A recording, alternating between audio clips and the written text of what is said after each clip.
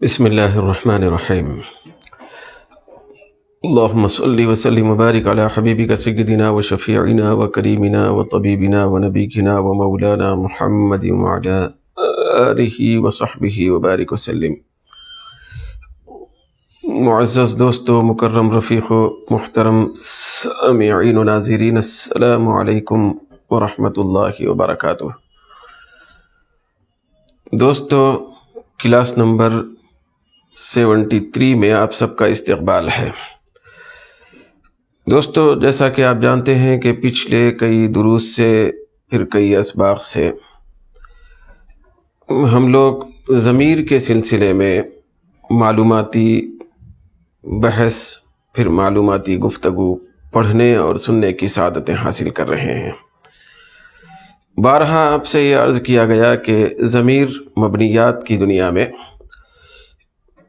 ایک انتہائی اہم ترین چیز ہے، یہ قابل نظر انداز نہیں ہے، بلکہ اس کے اوپر بہت زیادہ دھیان دینے کی ضرورت ہوتی ہے۔ کہنے کو تو ضمیر ایک لفظ ہے، لیکن اس کی کئی جہتیں اور اس کے کئی پہلو، کئی راستے ہمارے سامنے آتے ہیں۔ دوستو، اس سے پہلے کئی کلاسوں میں آپ کے سامنے ضمیر کی کئی قسموں کو اجاگر کیا گیا۔ کبھی آپ کے سامنے یہ بیان کیا گیا کہ ضمیر کی تعریف کیا ہوتی ہے، پھر اس کے بعد جب آگے بڑھتے گئے تو ہم لوگ ضمیر کی قسموں کی طرف آئے، تو ضمیر کی 2 قسمیں ہم نے پڑھی، ضمیر متصل، ضمیر منفصل۔ پھر اس سے ہٹ کر مزید اور فرعی اعتبار سے اس کی قسمیں ہوتی گئیں، ضمیر مرفوع، ضمیر منصوب، ضمیر مجرور وغیرہ وغیرہ۔ دوستو، آپ ملاحظہ فرما رہے ہیں کہ آج جو ہمارا سبق ہے یہ بھی ضمیر سے ہی تعلق رکھتا ہے، مگر یہ بہت زیادہ اہم ترین سبق ہے اس تناظر میں کہ یہ جو ضمیر ہے، ضمیر کی 2 قسمیں ہوتی ہے۔ پہلی قسم کا نام یہاں پر آپ کے سامنے لکھا گیا ہے۔ ضمیر کی پہلی قسم ہے شان، ضمیر شان جس کو کہا جاتا ہے۔ پھر اسی ضمیر کی ایک دوسری قسم ہے، اس کا نام ہے ضمیر قصہ۔ وہ ضمیر شان ہے اور یہ ضمیر قصہ ہے۔ بھئی، یہ بھی ایک اعتبار سے ضمیر کی قسمیں ہیں۔ تو یہ جو ضمیر کی قسمیں ہیں، ان کا تعلق پوری ضمیروں سے نہیں ہے۔ ضمیروں کی جو قطار ہم نے پڑھی تھی، ضمیروں کا سلسلہ ہماری نگاہوں کے سامنے سے گزرا تھا کہ وہ ضمیریں ہوا سے لے کر آنا اور نحنو پہ ختم ہو رہی تھیں۔ 14 الفاظ کی لڑی ضمیروں کی شکل میں ہماری نگاہوں کے سامنے آتی رہی۔ یہاں جو ضمیر ابھی آپ کے سامنے عرض کی جا رہی ہے، تو اس کا تعلق ضمیر کے 14 الفاظ سے نہیں ہے، بلکہ صرف ایک لفظ سے ہے۔ گویا کہ یہ جو ضمیر کی قسمیں ہیں، اس کا تعلق صرف ایک ہی ضمیر سے ہے۔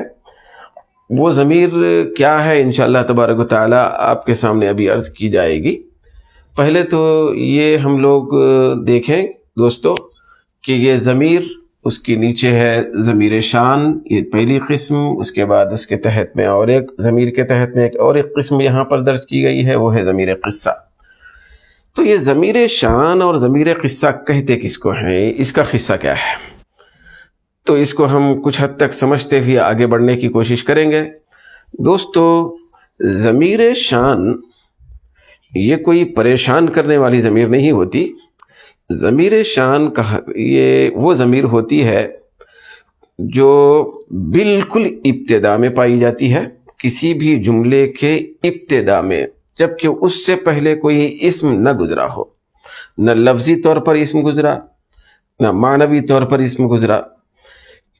جیسا کہ دوستو آپ جانتے ہیں کہ ضمیر جو ہوتی ہے وہ دراصل کسی گزرے ہوئے لفظ کی طرف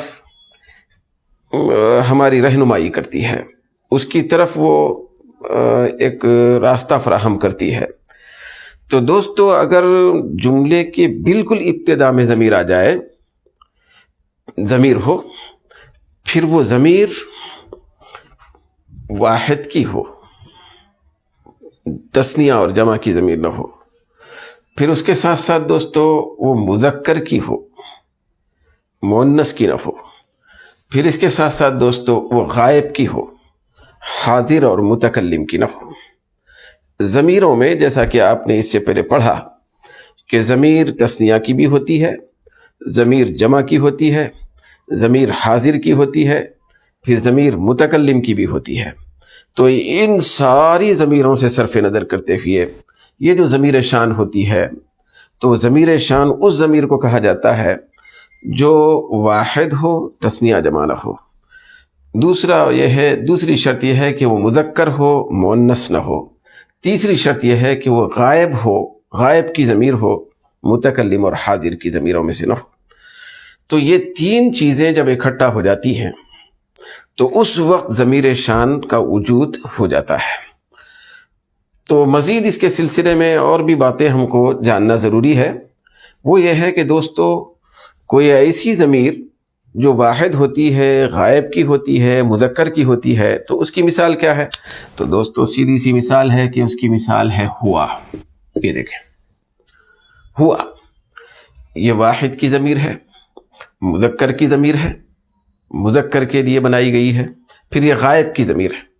مثال کے طور پر دوستو بیانہ کی ضمیر بھی ہم نے پڑھی جس کا معنی ہوتا ہے میں، پھر انتا کی ضمیر بھی ہم نے پڑھی اس کا معنی ہوتا ہے تو۔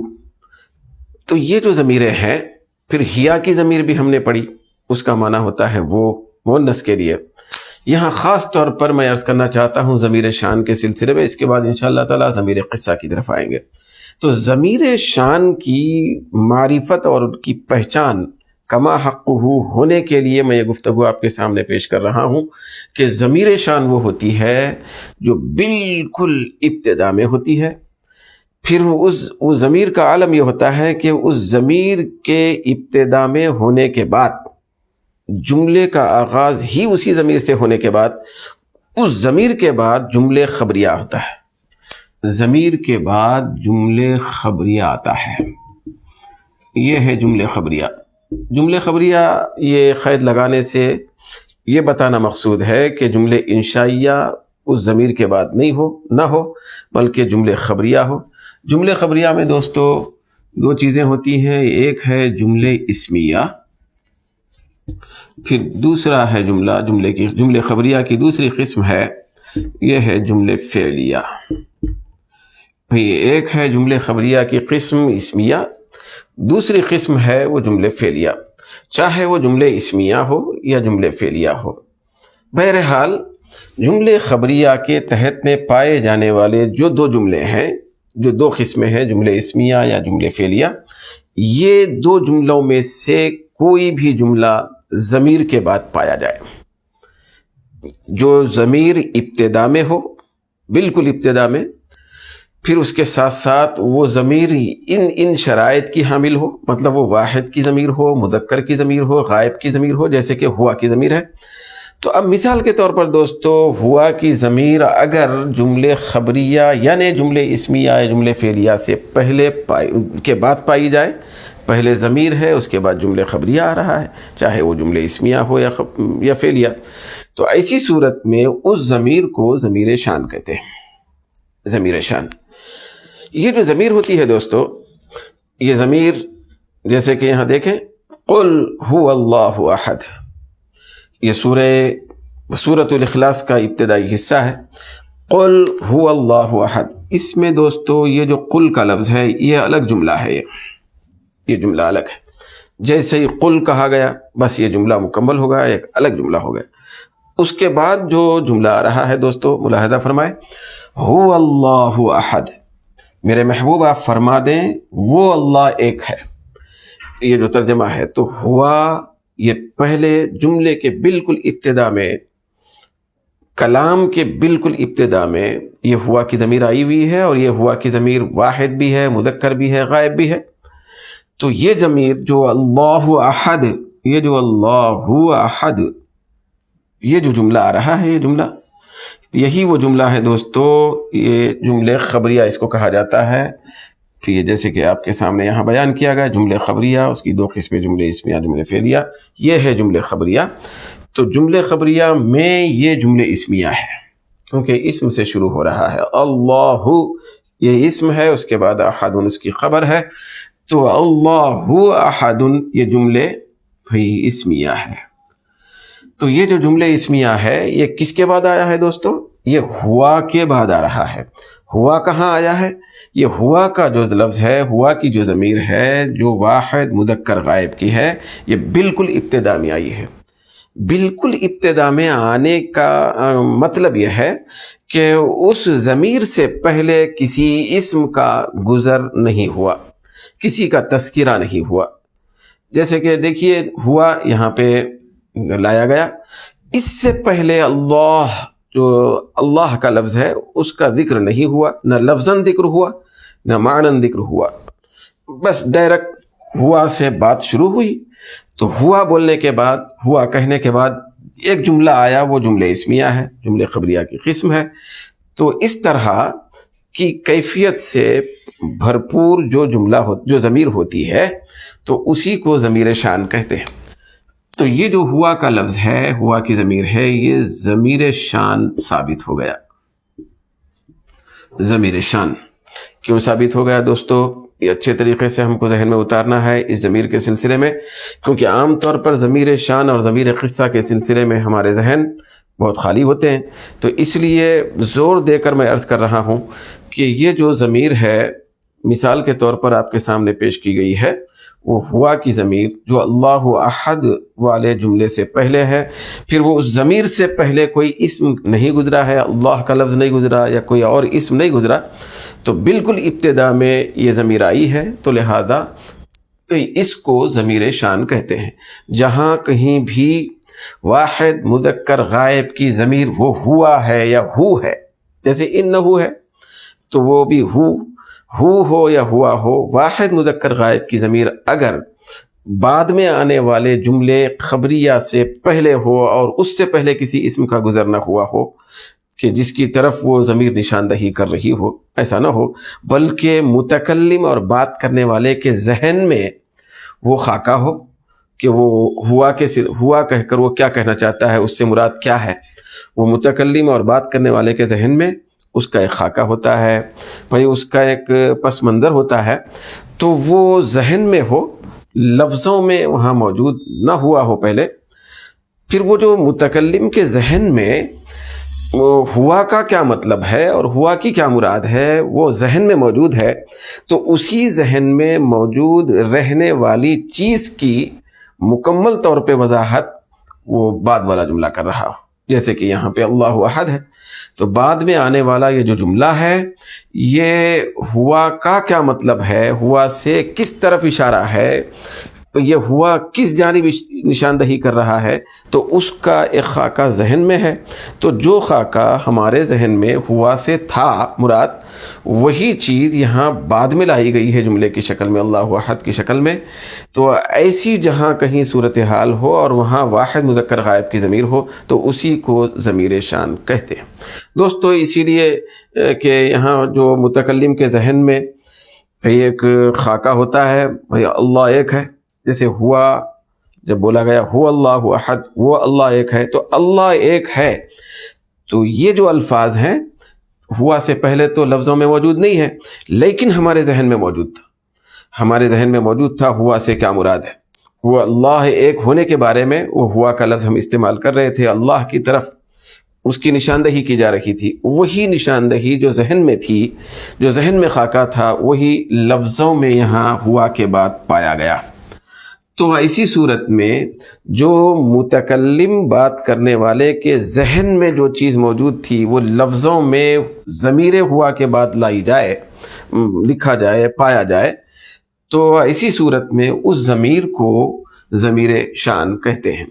تو یہ اللہ احد کی جو شان ہے، اس کی جو عظمت ہے، اس کی جو فخامت ہے، پھر اس کی جو بلندی ہے، برتری ہے، تو اس کا خاکہ ہمارے ذہن میں موجود تھا جو بعد میں یہاں اللہ احد کی شکل میں لکھا گیا، تو اسی کی طرف نشاندہی کرنے کے لیے ہوا کی ضمیر لائی گئی۔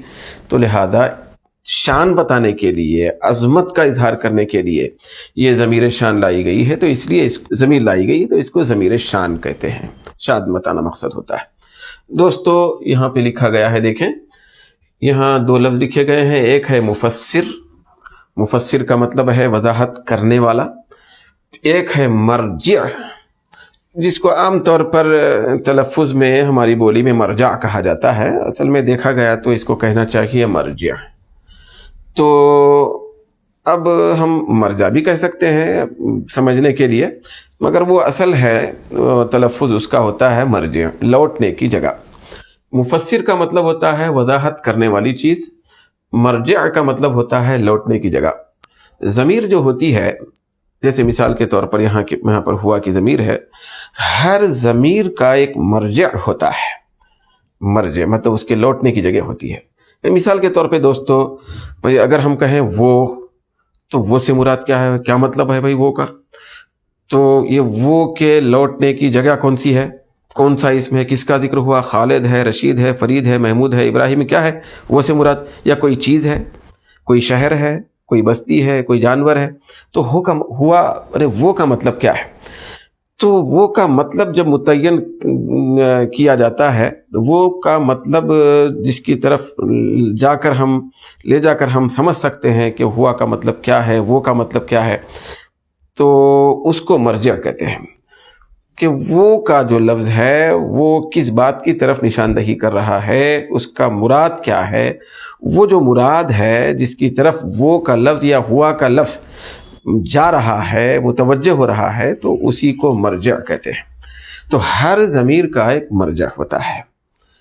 اب مثال کے طور پہ دوستو، میں گفتگو کر رہا ہوں آپ سے، تو اگر میں کہوں کہ میں کھڑا ہوا ہوں، تو یہ جو میں نے کہا انا، بھئی انا قائم، تو انا جو ضمیر ہے تو اس کا مرجع خود میری ذات ہے، میں، میری ذات، میں کا لفظ میں میری ذات کے لیے استعمال کر رہا ہوں، تو انا کا جو مرجع ہے وہ میری ذات ہے۔ پھر اسی طریقے سے دوستو، اگر ہم کسی مخاطب اور حاضر سے اس طرح کی گفتگو کریں کہ بھئی تو کھڑا ہوا ہے، انت محاضر، بھئی انت قائم، تو یہ انتا کی ضمیر جو ہم نے استعمال کی، تو یہ بولا گیا کہ انتا، تو اس سے مراد اس کا مرجع وہ حاضر کی ذات ہے، سامنے والے کی ذات ہے۔ ٹھیک اسی طریقے سے دوستو، جب کوئی ضمیر غائب ہوتی ہے، غائب کی ہوتی ہے، جیسے کہ ہوا کی ضمیر ہے، تو وہ کہہ کر جب ہم گفتگو کریں گے وہ کھڑا ہوا ہے، تو یہ ہوا کی جو ضمیر لائی جائے گی، یا وہ اردو میں کہا جا رہا ہے، تو اس کا مرجع کون ہے؟ تو اس کا مرجع وہ ہے جس کی طرف نشاندہی کی جا رہی ہے، جو ہمارے ذہن میں موجود ہے۔ تو ہر ضمیر کا ایک مرجع ہوتا ہے۔ تو دوستو اسی طریقے سے یہ جو ہوا کی ضمیر ہے، اس کا مرجع کون ہے، جس کو ضمیر شان کہا جاتا ہے؟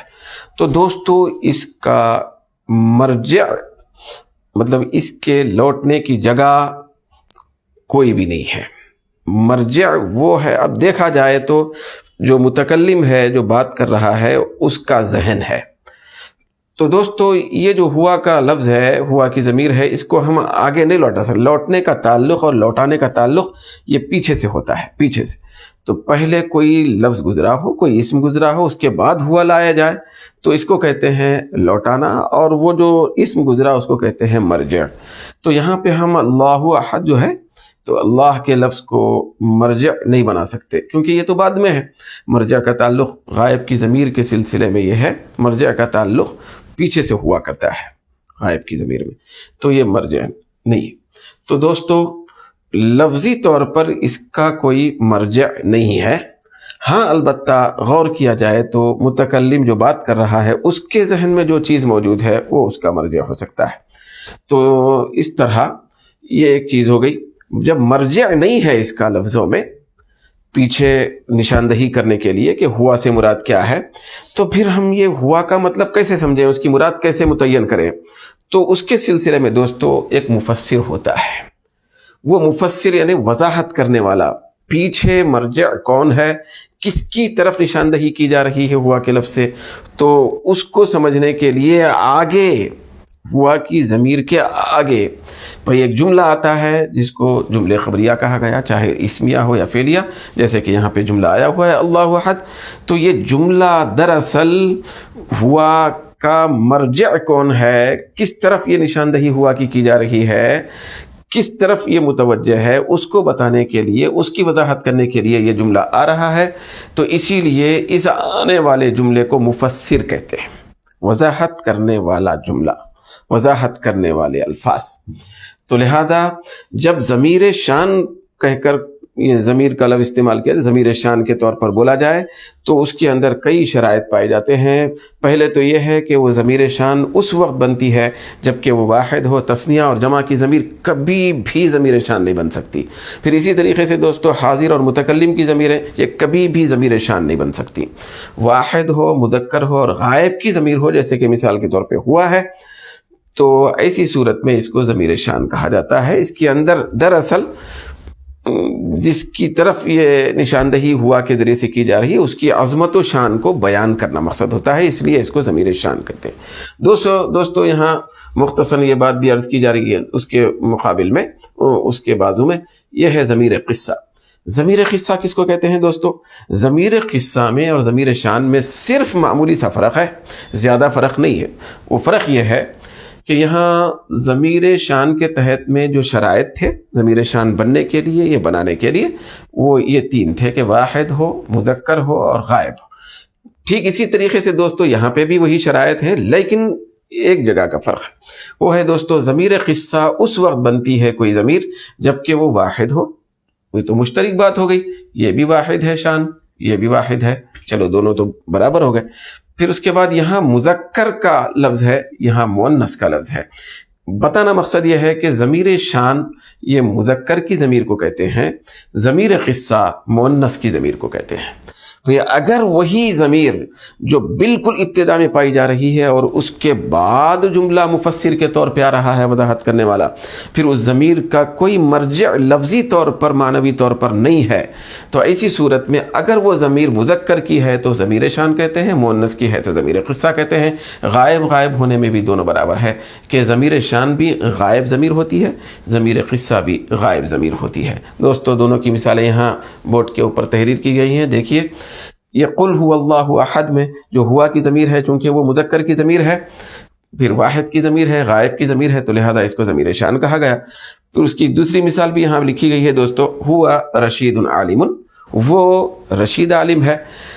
تو رشید کا لفظ تو پہلے گزرا ہی نہیں، لفظی طور پر یا معنوی طور پر اس کا تذکرہ ہی نہیں ہوا، لیکن پہلے نمبر پر وہ ہوا کی ضمیر لائے، پھر اس کے بعد ایک جملہ لائے، جملہ اسمیہ، رشید عالم، مطلب یہ ہے کہ رشید عالم ہے۔ تو یہ جو جملہ ہے یہ مفسر کا کام کر رہا ہے، وضاحت کر رہا ہے کہ وہ ہوا کا مراد کیا ہے۔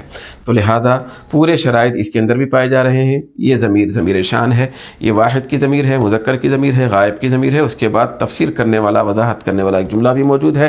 پھر ہوا سے پہلے کوئی ایسا لفظ نہیں گزرا کہ جس کی طرف یہ نشاندہی کر رہا ہو، تو یہ ہو گئی ضمیر شان۔ یہ ہے ضمیر قصہ کی مثال دوستو، دیکھیں، ہیا زینب عالمتن، وہ زینب عالم ہے۔ تو اس کے اندر دوستو دیکھیں، یہ ہیا کی جو ضمیر ہے وہ مؤنث کی ضمیر ہے، مؤنث ہے۔ پھر اس کے بعد ایک جملہ آ رہا ہے زینب عالمتن، زینب عالمہ ہے، تو یہ بعد میں جملے اسمیہ آ گیا، تو یہ مؤنث کی ضمیر ہے، واحد کی ضمیر ہے، غائب کی ضمیر ہے، تو لہذا یہ ضمیر قصہ کہلاتی ہے۔ ضمیر شان، ضمیر قصہ میں صرف ایک چیز کا فرق ہوتا ہے، باقی پورے شرائط ایک طرح کے ہوتے ہیں، بھئی ایک شرط میں اور ایک چیز میں فرق ہوتا ہے، وہ ہے مذکر اور مؤنث کا فرق۔ بھئی اگر ضمیر پہلے آنے والی جو ضمیر ہے وہ اگر مذکر کی ہے تو دیگر شرائط کے ساتھ تو اس کو ضمیر شان کہتے ہیں، پھر اگر وہ مؤنث کی ہے دیگر شرائط کی تکمیل کے ساتھ تو اس کو ضمیر قصہ کہتے ہیں۔ دوستو آج کی کلاس میں ہم ضمیر شان اور ضمیر قصہ پر ہی اپنی بات کو ختم کرتے ہیں۔ اللہ تبارک و تعالی ہم سب کو علمی برکت عطا فرمائے۔ وما علینا الا البلاغ۔